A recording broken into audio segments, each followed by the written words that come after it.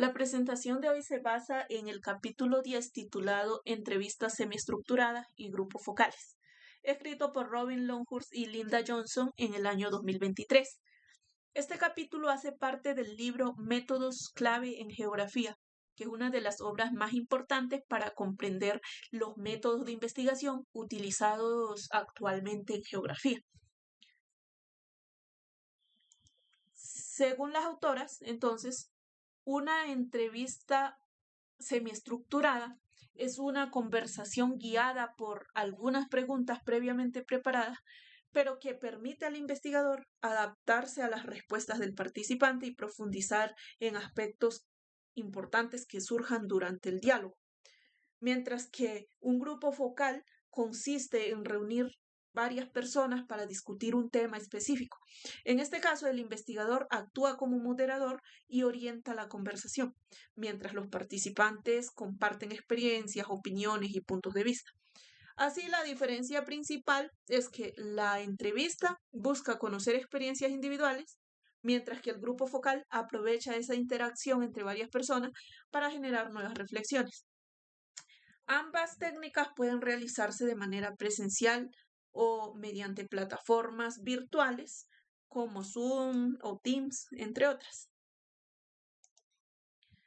Ahora, en cuanto a las características principales de las entrevistas semiestructuradas, es que este es uno de los métodos más utilizados en la investigación geográfica porque permite combinar estructura y flexibilidad. Entonces, el investigador cuenta con una guía de preguntas, pero no está obligado necesariamente a seguirla de manera rígida. Puede profundizar en ciertos temas, cambiar el orden de las preguntas o explorar nuevas ideas que aparezcan a lo largo de la conversación.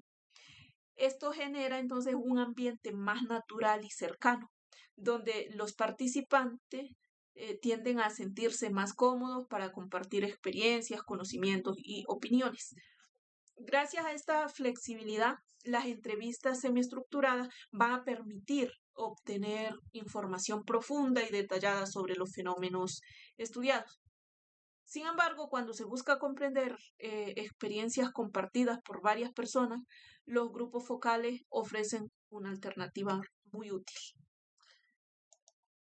Ahora, respecto a los grupos focales, suelen estar conformados por entre 6 y 12 participantes y generalmente tienen una duración de 1 o 2 horas. La principal característica va a ser entonces la interacción grupal. A diferencia de una entrevista individual, en el grupo focal las personas escuchan las opiniones de los demás, reaccionan a esas opiniones y construyen nuevas ideas durante la discusión. Muchas veces un comentario realizado por un participante estimula recuerdos o experiencias en otros integrantes del grupo y esto enriquece esa información obtenida. Por esa razón, los grupos focales son especialmente útiles para analizar percepciones colectivas, problemas comunitarios o experiencias compartidas.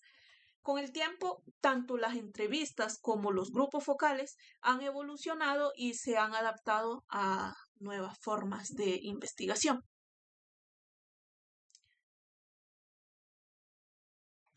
Explican entonces las autoras que estas técnicas han cambiado considerablemente en los últimos años.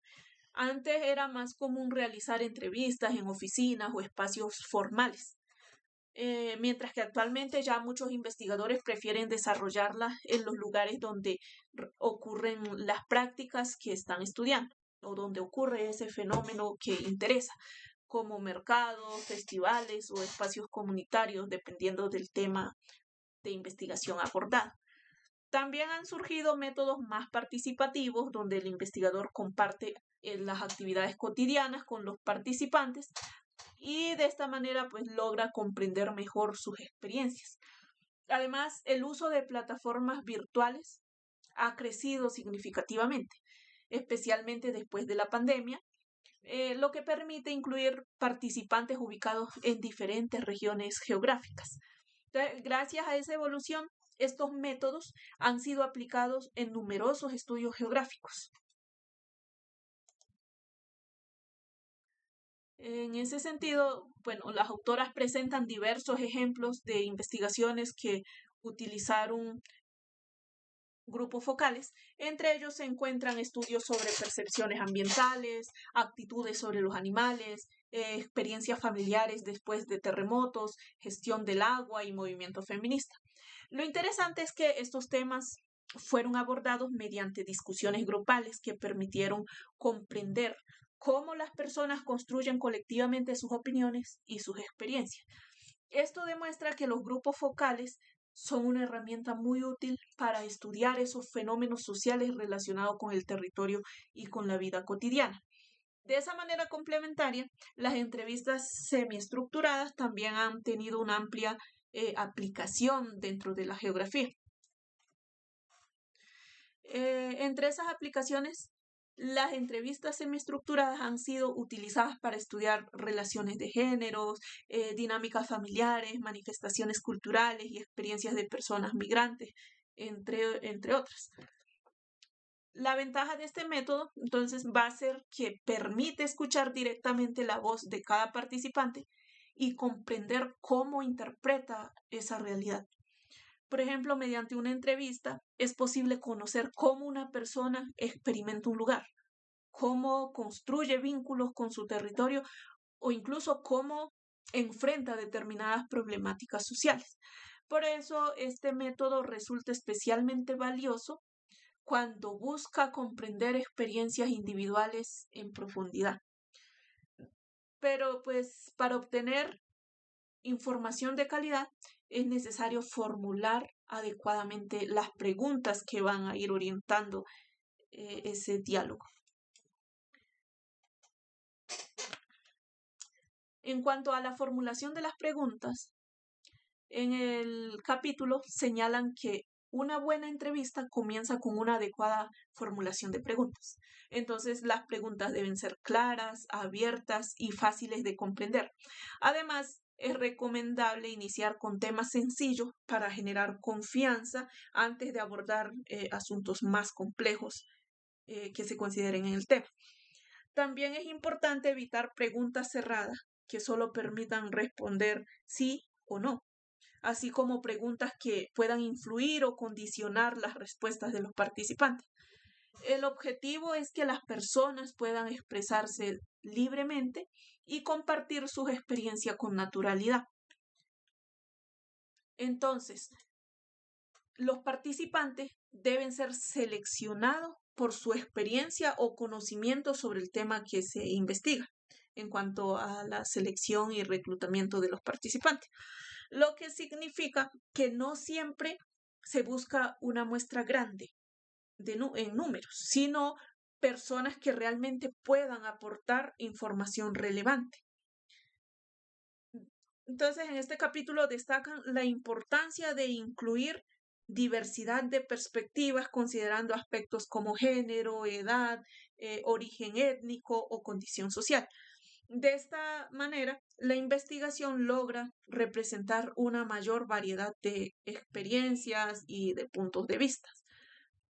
Entonces, una vez seleccionados los participantes, es importante pensar cuidadosamente en el lugar donde se desarrollará la investigación. Por ello, dónde reunirse va a ser clave. El lugar donde se realiza una entrevista o el grupo focal puede influir directamente con la calidad de la información que se obtiene.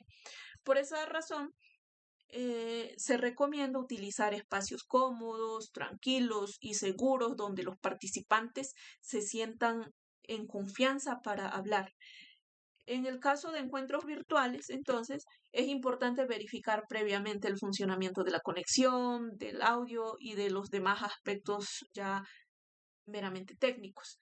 Un ambiente adecuado favorece una participación y facilita la comunicación de manera que éste se dé más abierta y más fluida.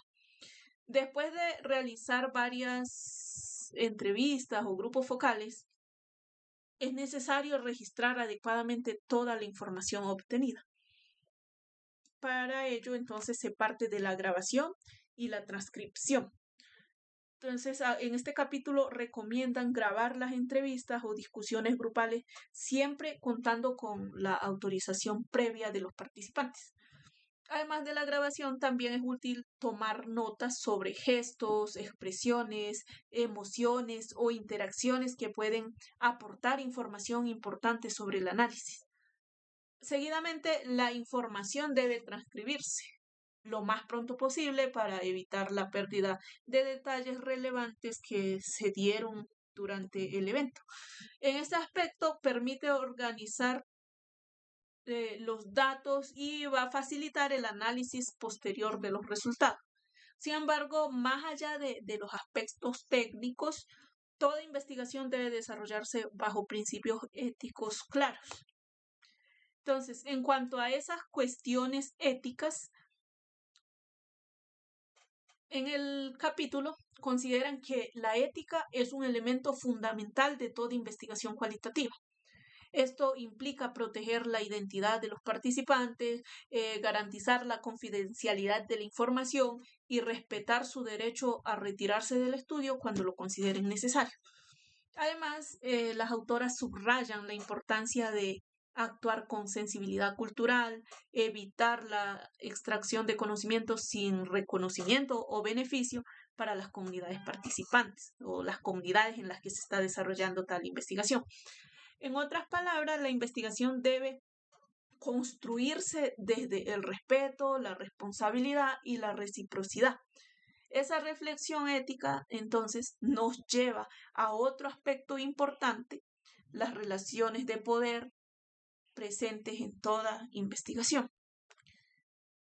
La investigación nunca es completamente neutral, porque siempre va a existir relaciones de poder entre quien investiga y quienes participan. Por esa razón, el investigador debe reflexionar constantemente sobre su papel, sus decisiones y el impacto que puede generar en las personas involucradas. Las perspectivas feministas y decoloniales han aportado en ese sentido significativamente a esta discusión, promoviendo investigaciones más inclusivas, participativas y que realmente van comprometidas con la justicia social. El propósito es construir procesos investigativos que respeten y valoren los conocimientos de las comunidades. Finalmente, después de revisar todos estos aspectos, podemos sintetizar las ideas del capítulo, que se concluiría entonces de la siguiente manera.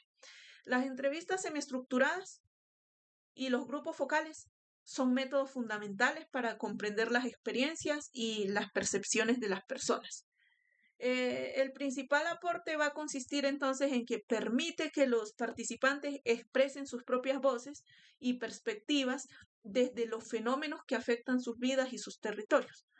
Sin embargo, los resultados obtenidos no deben entenderse como verdades absolutas, sino como conocimientos situados y contextuales que van a requerir de una interpretación crítica por parte del investigador. Para finalizar, entonces, les presento la referencia bibliográfica de este capítulo. Muchas gracias.